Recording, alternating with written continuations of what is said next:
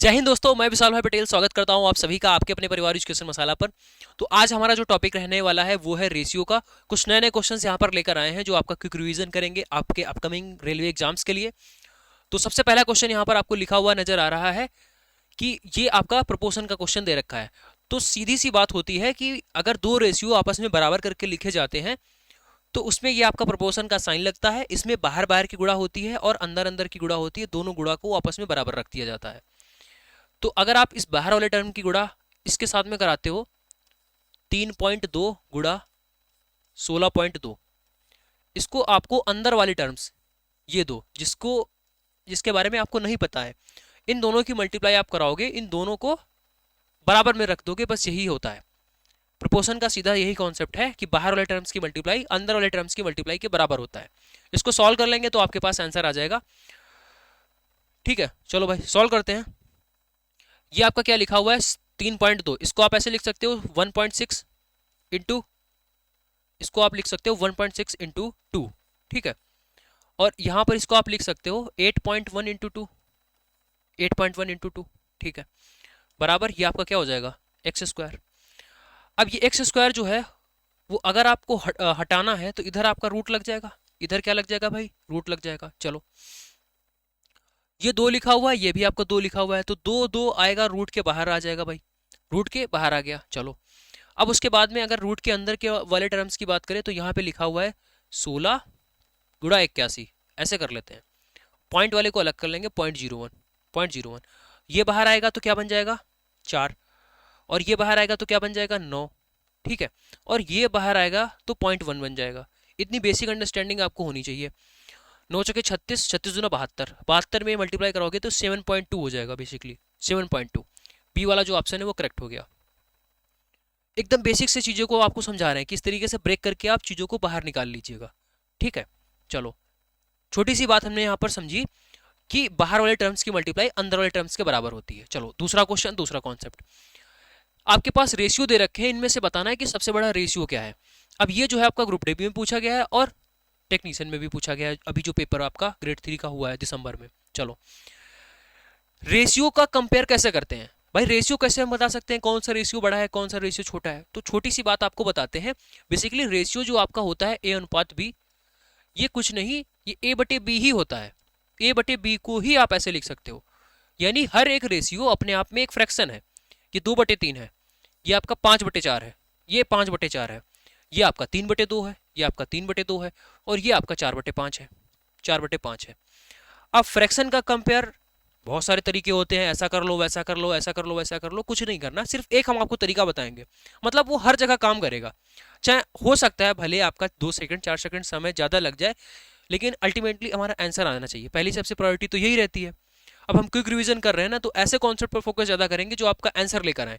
ठीक है, तो जब भी आपके पास ऐसे दे रखे होते हैं टर्म्स, ठीक है, जब भी आपके पास ऐसे टर्म्स दे रखे हों तो यहाँ पर मतलब कि फ्रैक्शंस में कंपेयर हम लोग कैसे कराते हैं। तो आप दो दो का कंपेयर करा लीजिए, दो दो का आप कंपेयर करा लीजिए। अब दो फ्रैक्शन का कंपेयर कैसे होता है, आपको सीधे तिरछी गुणा करानी होती है। इस 4 में 2 की गुणा कराओ, ऊपर लिख दो, क्या हो जाएगा 4 दूना 8। ठीक है, और इस 3 में 5 की गुणा कराओ, कितना हो जाएगा 15। तो अब आप बोलो 8 बड़ा कि 15, तो आप बोलोगे भाई 15 बड़ा। अगर 15 बड़ा है तो इसका मतलब है कि ये वाली संख्या छोटी हो गई, छोटी हो गई तो खत्म, क्योंकि हमें बताना है सबसे बड़ी संख्या कौन सी है, इसका काम खत्म। ठीक है, अब फिर से आगे बढ़ेंगे। अब इसको हटा दो, अब इन दोनों में कंपेयर करा लो, वही काम करना है आपको। तिरछी गुणा करानी है, 5 दूना 10, 4 दूना सॉरी 3 चक्कू 12। अब देखो कौन सा इसमें बड़ा आ रहा है, तो आपने कहा कि भाई 12 बड़ा आ रहा है, तो इसका मतलब है ये वाली फ्रैक्शन खत्म। अब इन दोनों में कंपेयर करा लो, कैसे कराएंगे, तिरछी गुणा करानी है। 5 में 3 की गुणा कराओ 15, 2 में 4 की गुणा कराओ 8। कौन सा बड़ा आ रहा है भाई, ये बड़ा आ रहा है, इसका मतलब है ये, इसका काम खत्म। तो सबसे बड़ा आपके पास कौन सा हो गया 3/2, 3/2 यानी कि ये वाला आया है 3:2, तो सबसे बड़ा फ्रैक्शन 3:2 हो जाएगा। ठीक है, आसान है। और डायरेक्टली कुछ लोग इसको देखकर ही डायरेक्टली कर सकते हैं, वो कैसे करेंगे, सीधा अगर आप देख पा रहे होगे तो ये जो है 2/3 है, यानी 1 से कम है, ये भी आपका 1 से आपका कम दे रखा है। तो इन दोनों संख्याओं यही आपकी 1 से ज्यादा है, भाई ये 1 पॉइंट समथिंग है, ये भी आपका 1 पॉइंट समथिंग है। तो इसको अगर आप भाग करोगे तो ये आपका क्या हो जाएगा 1.5, और इसको अगर भाग करोगे तो 1.5 से कम रहेगा, तो ये आपका गलत हो गया, डायरेक्टली यहाँ से आंसर निकलेगा, क्योंकि बहुत छोटा सा डेटा दे रखा है। तो इसको सॉल्व करने के बहुत सारे तरीके हैं, लेकिन जो मेन चीज हमें समझानी थी वो ये समझाना था मेरे भाई कि फ्रैक्शन जरूरी नहीं आपको डायरेक्टली फ्रैक्शन दे, उस वो आपको रेशियो दे सकता है। अटेंडम में अगर आपके पास क्वेश्चन आ जाए तो आप फंसना नहीं है कि भाई वो एग्जैक्टली फ्रैक्शन का ही पूछ रहा है, और बढ़िया तरीका हमने बता दिया, हर एक तरीके के क्वेश्चन पर काम करेगा। डेटा चाहे बड़ा हो चाहे छोटा हो, आप आसानी से क्वेश्चन कर ले जाओगे। ठीक है, देखो 4 फ्रैक्शन यहाँ पर आपके पास दे रखी हैं, क्योंकि फ्रैक्शंस छोटी छोटी हैं, डेटा छोटा छोटा है, इस वजह से 4 है। अगर डेटा बड़ा होता तो 2 या 3 दे रखी होती, इससे ज़्यादा नहीं। चलो अब देखो, सेम चीज़ हमने अभी आपको बताई थी कि जब भी आपके पास दो रेशियो को बराबर करके लिखा जाता है इस तरीके से, भाई दो रेशियो को अगर आपको बराबर लिखना है तो एक रेशियो आपने लिखा, दूसरा लिख दिया, उसके बीच में बराबर का साइन लगा दिया, तो ये बराबर का साइन थोड़ा अच्छा नहीं लगता है। अच्छा लगने के लिए वो यहाँ पर समानुपात का साइन का प्रयोग करता है। समझ में आ गया समानुपात क्या होता है ये? ठीक है, तो इसी का क्या काम है कि बाहर वाले की जो टर्म है, इसी का कॉन्सेप्ट होता है समानुपात का, कि बाहर वाले टर्म्स की मल्टीप्लाई करा दो, यानी 9 गुणा के बराबर ये अंदर वाले टर्म्स की मल्टीप्लाई के बराबर होता है, 12 गुणे 12। तो के बराबर आपका यहाँ से क्या हो जाएगा, के बराबर आपका 4 गुणा 4 यानी कि 16 हो गया।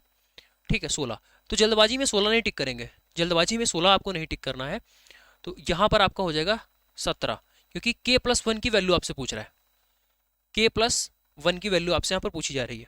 चलो नेक्स्ट, अब देखो फिर से नया कॉन्सेप्ट, नया कॉन्सेप्ट, रेशियो दे रखा है, रिवर्स आपको बताना है, रेशियो दे रखा है, इसका रिवर्स बताना है। ठीक है, रिवर्स रेशियो जिन लोगों ने पढ़ रखा है उनकी बल्ले बल्ले, और जिन्हें नहीं पता वो गलत करके आएंगे। अब जिन्हें नहीं पता है तो पूरा आपको यहीं पर रिवीजन ही तो कराया जा रहा है, जैसे क्वेश्चंस एग्जाम्स में आ रहे हैं। अगर ऐसा पूछा गया बिल्कुल आप आंसर ले जाओगे, अगर नहीं भी सीखा है तो अब सीख लो।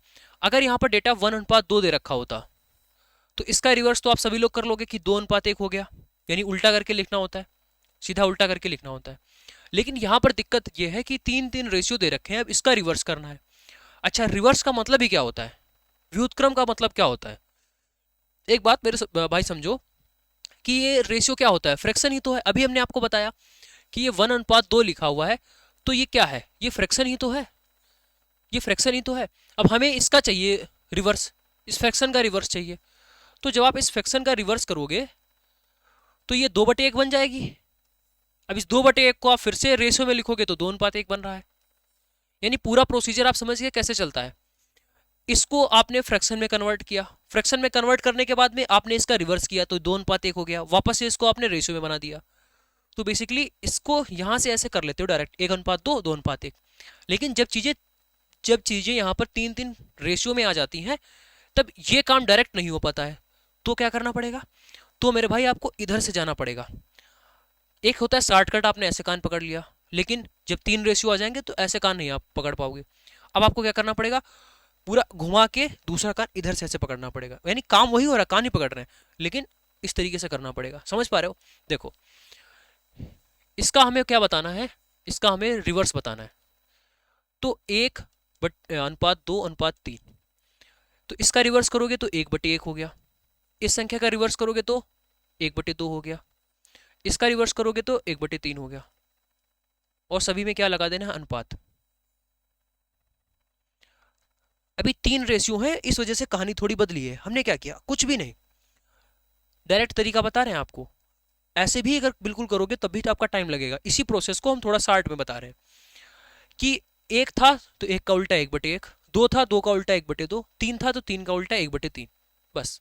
क्या हमारे पास ऐसे आंसर दे रखे हैं? आंसर ऐसे नहीं है। रिवर्स तो हो गया, रिवर्स तो हमारे पास हो गया एक ही लाइन में, बहुत अच्छी बात है, लेकिन आंसर हमारे पास ऐसे नहीं दे रखे हैं, सिंप्लीफाई फॉर्मेट में है।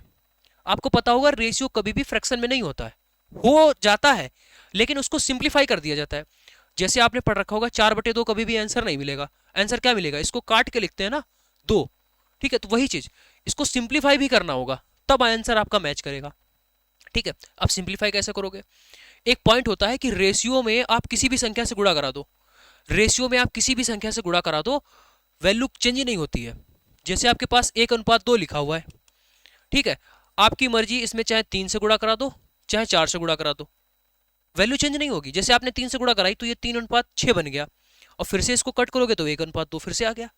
यानी रेशियो में आप किसी भी नंबर से गुणा कराओ कोई फर्क नहीं पड़ता है।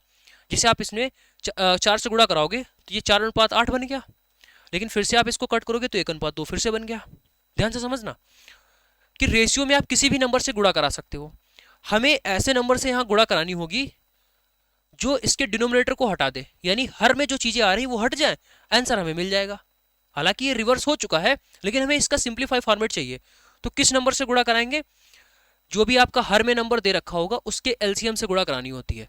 तो 1:1 1/1 अनुपात 1/2 अनुपात 1/3, इसमें हमें किससे गुणा करानी पड़ेगी? 1 2 3 का एलसीएम यानी 6 से गुणा करानी होगी। और जैसे ही 6 से गुणा कराओगे हर एक टर्म में तो ये 6 हो जाएगा। 1/2 गुणे 6 ये आपका 3 हो जाएगा। 1/3 गुणे 6 आपका 2 हो जाएगा। लो मेरे भाई, ये चीज और ये चीज दोनों सेम ही लिखी हुई है, बस सिंप्लीफाई हो गया है। सी वाला जो ऑप्शन है वो करेक्ट हो गया। समझ में आ गया बहुत अच्छी तरीके से। चलो एक और क्वेश्चन बताते हैं। 2:3:4। चलो इसका रिवर्स करके बताओ, इसका रिवर्स करके बताओ। 10 सेकंड में आंसर आना चाहिए, 10 सेकंड में। देखो 1/2 अनुपात 1/3 अनुपात 1/4 हो गया, लेकिन इसको सिंप्लीफाई भी करना है। तो सिंप्लीफाई करने के लिए 2 3 4 का एलसीएम से गुणा करानी होगी। 2 3 4 का एलसीएम कितना हो जाएगा? 12। तो 12 से गुणा करा दो। 1/2 गुणे 12 6 हो गया। 1/3 गुणे 12 4 हो गया। 1/4 गुणे 12 3 हो गया। ये लो, इसका जो रिवर्स है वो 6:4:3 आ गया। एक स्टेप में क्वेश्चन खत्म। चलो 1:1 2:1 1:3 3:1 में सबसे छोटा अनुपात कौन सा है? अभी ऐसा क्वेश्चन करा के आए आप लोगों को, छोटा बड़ा वाला, उसमें बड़ा पूछ रहा था, इसमें आपसे छोटा पूछ रहा है। तरीका वही है, तरीका वही है। अच्छा ये तो आपका 1 लिखा हुआ है। 1/1 क्या होता है? ये 1 होता है। ये 2/1 यानी कि ये 2 है। ये 1/3 है। 1/3 तो बहुत संख्या छोटी हो जाती है, 0.33 हो जाता है। और ये आपका 3 लिखा हुआ है। समझ पा रहे हो? ये 1 है, एग्जैक्ट 1। 1/1 क्या होता है? 1 ही होता है। 2/1 2 होता है।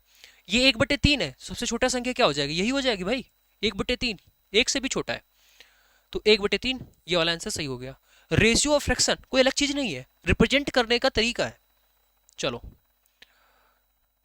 वही चीज, बाहर बाहर की मल्टीप्लाई अंदर अंदर की मल्टीप्लाई के बराबर हो जाएगा। x² बराबर 64 गुणा 169, 64 के लिए 8, 169 के लिए 13। तो 13 गुणा 8 कर देंगे, 13 8 104। 7 11 21 और के की वैल्यू बतानी है। तो इसमें भी आपको यही काम करना है। इसका सीक्वेंस हमेशा ध्यान में रखना होता है, आपको सीक्वेंस हमेशा ध्यान में रखना होता है। देखो यहां पर जो है क्या होता है, आपसे सेकंड प्रोपोर्शन पूछा जा सकता है। सेकंड प्रोपोर्शन बताइए।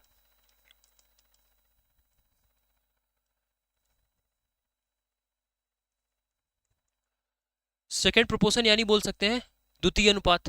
क्या बोलेंगे? द्वितीय अनुपात। ठीक है। या आपसे थर्ड पूछा जा सकता है, थर्ड। ठीक है।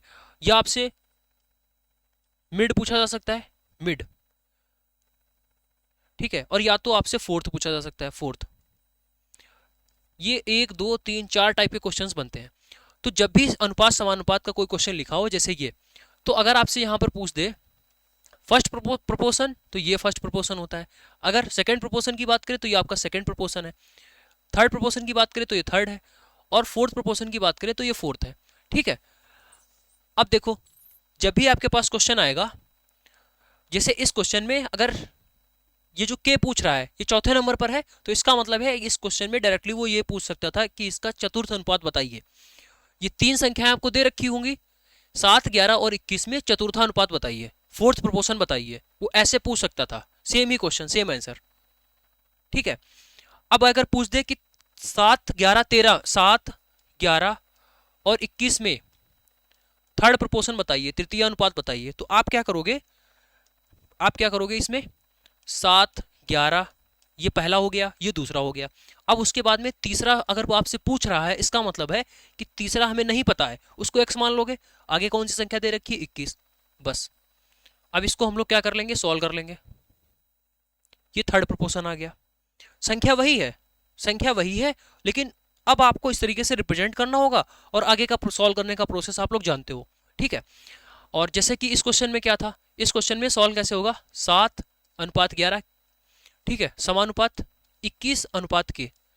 यहां से इसको सॉल्व कर लोगे तो k की वैल्यू आ जाएगी। ठीक है, अब अगर यहीं पर पूछ दे 7, 11, 13 में सेकंड बताइए, 7, 11 और सॉरी 21 में सेकंड प्रोपोर्शन बताइए। आप लोग इसको तो सॉल्व कर लोगे ना, अंदर की मल्टीप्लाई बाहर वाले के साथ में बराबर कर देनी है। अगर ऐसे बोल दे कि 7, 11 और 21 में सेकंड प्रोपोर्शन बताइए, द्वितीय अनुपात बताइए, तो आपको क्या करना है, पहला टर्म पता है, द्वितीय इसलिए उस वो पूछ रहा है क्योंकि द्वितीय आपको नहीं पता है, सेकंड टर्म आपको नहीं पता है, नहीं पता है तो x मान लीजिए। उसके बाद में क्रम का विशेष ध्यान रखना है, आगे 11 आएगा, अनुपात लगाएंगे 21 आ जाएगा, बस। अब इसको सॉल्व कर लेंगे अगर सेकंड आपसे पूछे। ठीक है, चलो सारी चीजें हमने बता दी। ये आपका सेकंड में ऐसे करेंगे, सेकंड नंबर पर x मान लेंगे। थर्ड अगर पूछे तो थर्ड नंबर पर जो भी सीक्वेंस दे रखा होगा उसी के हिसाब से थर्ड पर x मान लेंगे। चलो, अब उसके बाद में फोर्थ पूछे तो पूरा सीक्वेंस वैसे ही रखना है, फोर्थ की जगह पर एक्स के या कुछ भी मान लेंगे। चलो, मेन चीज होती है इसमें मिड वाली। मिड में क्या करेंगे, मिड में आपके पास हमेशा 2 ही नंबर दे रखे होंगे। देखो, बाकी सभी में क्वेश्चन में आपको 3-3 नंबर दे रखे होते हैं, 3-3 नंबर दे रखे होंगे, लेकिन जब भी आपसे मिड पूछेगा, मध्यानुपाती पूछेगा, तो आपके पास हमेशा क्या रहेगा, सिर्फ 2 ही डिजिट होंगे, 2 ही डिजिट।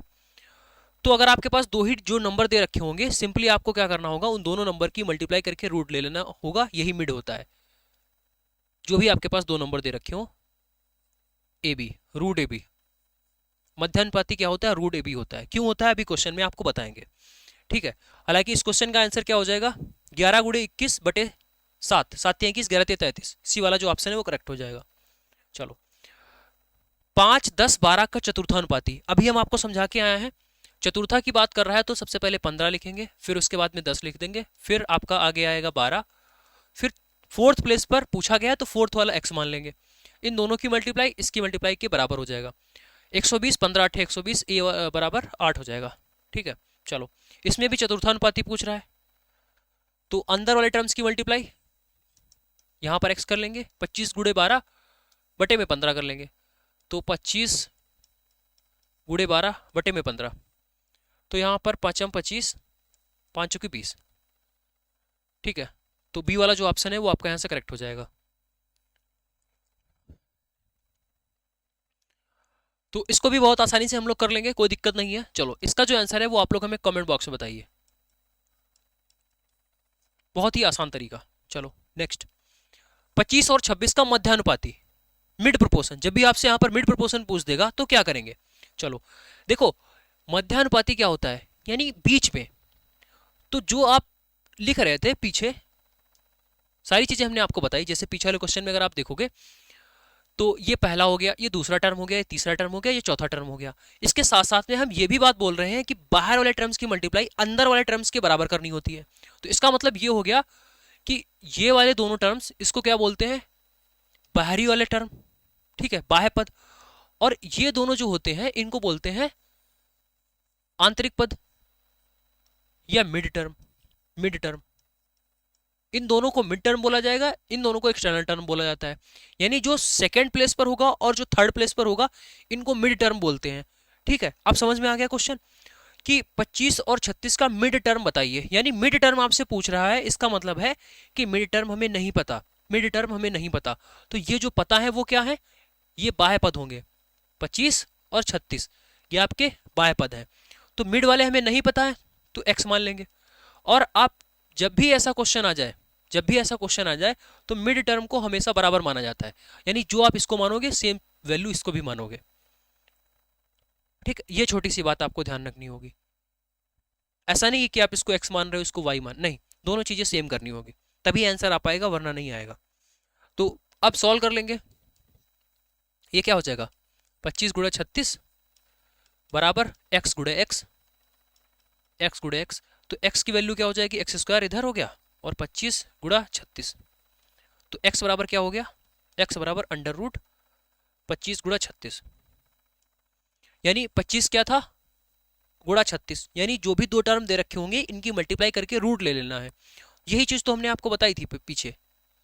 देखो, मिड वाले में क्या बताया था कि जब भी मिड टर्म आपसे पूछे, मध्यानुपाती पूछे, तो आपको क्या करना होगा, दोनों टर्म लिखना है, ए और बी, उनकी गुणा करा देनी है और रूट ले लेना है। क्यों हुआ ऐसा, उसका भी हमने यहाँ पर जो रीजन है वो बता दिया कि इस वजह से ऐसा हुआ। अब कि ऐसा क्वेश्चन किसी भी डेटा के साथ में दे, आपको गलत नहीं करना है। और डायरेक्ट कैसे करेंगे, सीधा आपको यहाँ पर दोनों संख्या दे रखी हैं, उन दोनों की मल्टीप्लाई करानी है और रूट ले लेना है। ये 5 है, ये 6 है, 6 पंचे 30, तो इसका जो राइट आंसर है वो 30 बन जाएगा। ए वाला जो ऑप्शन है वो करेक्ट हो गया। चलो 24 8 9 का चतुर्थानुपाती, फोर्थ की बात कर रहा है, तो ये सीक्वेंस नहीं बदलना है। दूसरा पूछे, तीसरा पूछे, चौथा पूछे, आसानी से आप निकाल सकते हो। तो इसका जो आंसर है वो भी आप लोग हमें कमेंट बॉक्स में बताइएगा। तो आज के सेशन को हम लोग यहीं पर एंड कर रहे हैं। मिलते हैं कल एक दूसरे कॉन्सेप्ट के साथ में, तब तक के लिए जय हिंद।